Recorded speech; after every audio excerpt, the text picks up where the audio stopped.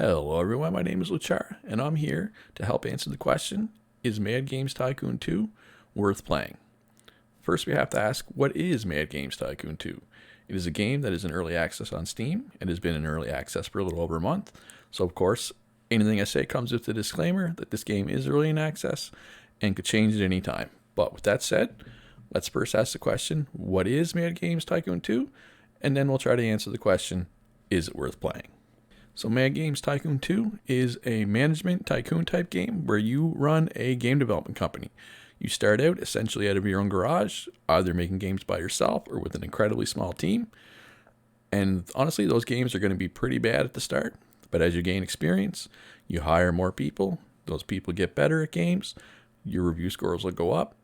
Then you can do some research, learn some new features, new genres, new topics. Before you know it, you'll be making better and better games. You'll be making more and more money. And then you can buy some real estate and you can expand. Eventually you'll get a QA department. You'll get a graphics studio, a sound studio, a motion capture studio. You'll have the ability to make your own engines. You'll build a support team, a marketing team. Eventually you'll have your own production facilities. And if you want, you can even make your own MMOs. It's not necessary. There's a lot of money involved. It's risky, but they can make you a whole lot of money. At its core, much like many other Tycoon games, it's about managing your resources. In this game, you realistically have a few resources. You have your employees and their time. You have your bank account, and you have your space. So it's all about maximizing those three things. What do I want my employees doing? Do I want him to develop a game? Or do I want him to make an update? Or do I want them in training? Or should C go in QA and kill some bugs? These are the questions you have to ask. Every time you buy new real estate, you have to ask yourself, do I want to build another development room so that they can help work on engines? Or should I build another QA room so I can have more bug fixing? These are the type of questions you have to ask yourself in this game. If that sounds good, maybe this is for you. So let's answer the question, is it worth playing?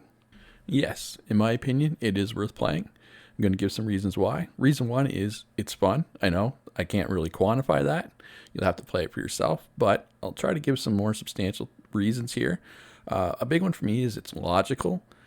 If I make a highly reviewed game that's way better than my last game, there was probably a good reason for it. You know, I just developed a brand new engine with several new features. I just came off a big training session. I hired some new people.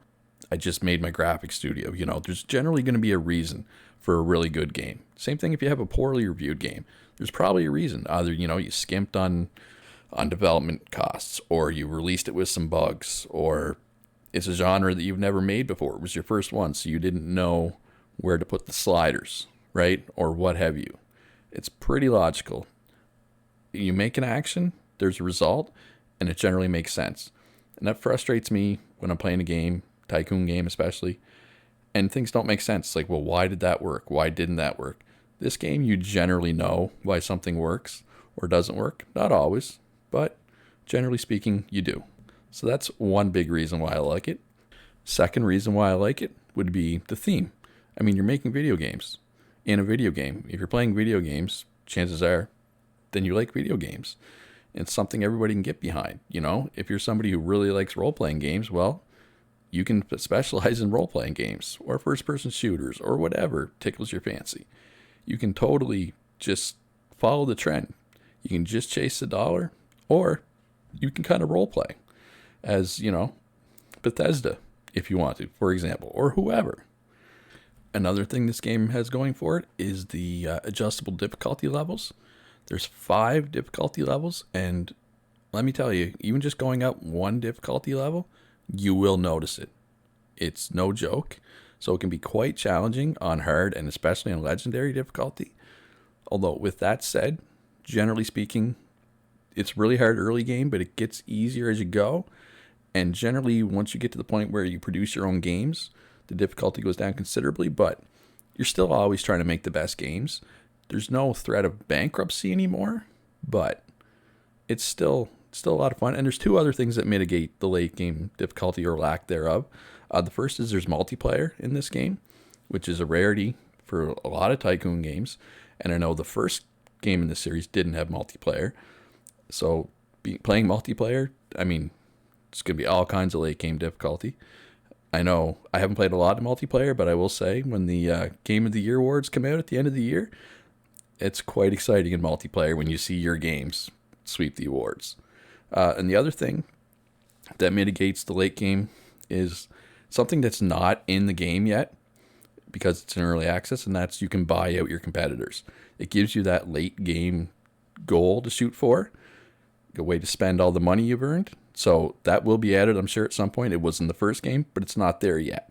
But even when you get to that late game point where you're not worried about going bankrupt, it's still a lot of fun to try to maximize your games, see if you can get that elusive 100% review score. I know I haven't yet.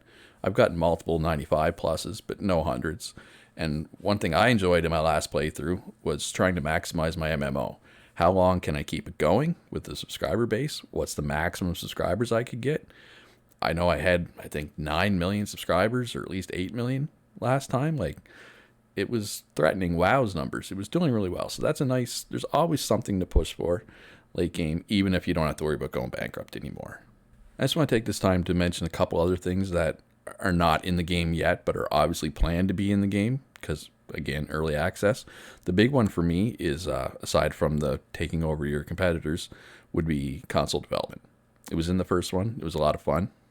It's not in the second one yet, but the option is there. So for the room, it's just locked out. So obviously it will be added. I know it was a lot of fun in the first one to make games exclusive to your console and then see your console sales climb. It was very satisfying. Another thing is the ability to port a game is listed, but it's not there. And then there's a couple arcade cabinet, mobile game. They're both listed, but they're not selectable. So these will be things that'll be added later. So it is early access, and there are obviously bugs. I've only personally experienced one. It was with automatic production, and it's already been fixed. It's a single developer, but he's making regular updates. It was every day for the first couple of weeks, and it's still 3-4 updates a week right now. I will mention a couple things I don't love about the game, things I would like to change. One is the controls are not mappable, and some of them are a little weird. For example, Y and X are to rotate the camera left or right. Like those buttons aren't even close to each other. I wish you could change it. Maybe that'll be added later. I don't know. Another thing I don't like is the way your employees, I wish you could put out, a call, say you need testers for your QA room. I wish you could put out a call for that, and then, a week later, X number of people would apply, and you could go hire them, because as it is now, you can be at a point where it's like, okay, it's time to expand my QA room or build a second QA room, but there's nobody out there to hire, and that sucks.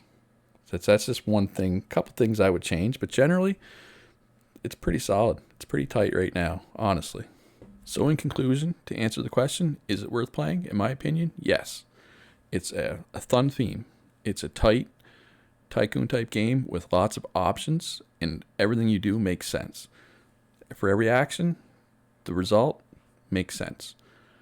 It's not perfect, and there are things that aren't added yet, but even at this point in early access, this game is 100% worth playing, in my opinion, provided you like Tycoon games or management games. Even if you're on the fence about it, but you like the theme, maybe give it a shot, especially considering the price point. It's $25 US, 21 euros. I think it's $28.99 for my fellow Canadians. Give it a shot. If you're at all interested, 100% give it a shot. Or if you want to see more gameplay, I do have a Let's Play series. Check it out. There's a link to that.